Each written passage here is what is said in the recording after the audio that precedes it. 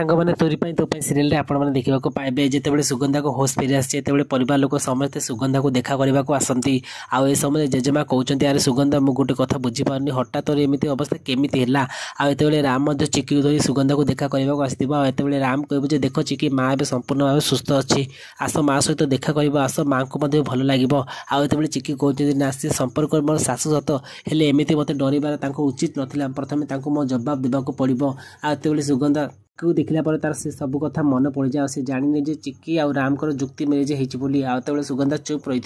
ए समय निधि कह माँ ए सब मोपाई तुम मत क्षमा कर दियो मुझ तुम पाखे